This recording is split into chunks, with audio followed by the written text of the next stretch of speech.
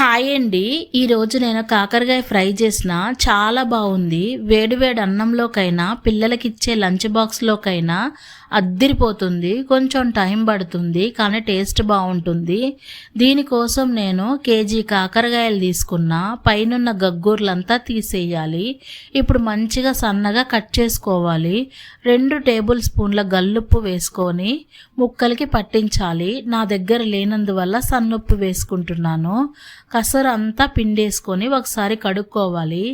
ఇప్పుడు stove on చేసి బాండీ పెట్టి 150 గ్రాముల ఆయిల్ పోసుకొని ఆయిల్ కాగినాక కాకరకాయ ముక్కలు వేసి వేయించుకోవాలి. వేగుతున్నప్పుడు అసలు మూత పెట్టకూడదండి. కొంచెం వేగినాక 1/2 టీ స్పూన్ పసుపు వేసుకోవాలి. దీనిలోకి 2 మీడియం సైజు ఉల్లిగడ్డల్ని సన్నగా తరుక్కొని వేసుకోవాలి. చూపిస్తున్నట్టు కాకరకాయ ముక్కలు అటు ఇటు అనుకొని మధ్యలో వేసుకొని కాకరకాయ ముక్కలు కప్పుకోవాలి.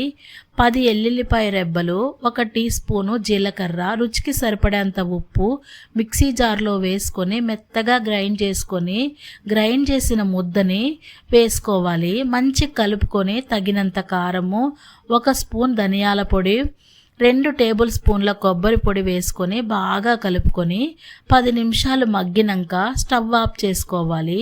4 రెమ్మల కరివేపాకు, 1 కట్ట కొత్తిమీర వేసుకొని కలుపుకోవాలి. రెడీ అయిపోయింది. దీనికి కాంబినేషన్గా టమాటా రసం చేసుకోవాలి. ఉడికించిన టమాటాలు మంచిగా మెదుపుకొని తగినన్ని నీళ్లు పోసుకొని వేగినాక ఉప్పు, కారం, ధనియాల పొడి వేసి మరిగినాక స్టవ్ మీద కడాయి పెట్టి జీలకర్ర, ఎల్లుల్లిపాయలు నూరిన ముద్దను వేసుకొని పచ్చివాసన పోయినాక 1/2 టీ స్పూన్ పసుపు వేసుకొని కొంచెం కరివేపాకు, కొత్తిమీర వేసుకొని మరిగిన టమాటా చారు అందులో వేసుకోవాలి. కాంబినేషన్ అయితే అద్దిరిపోతుంది. వీడియో నచ్చితే లైక్ చేసి సబ్స్క్రైబ్ చేసుకోండి. Thank you.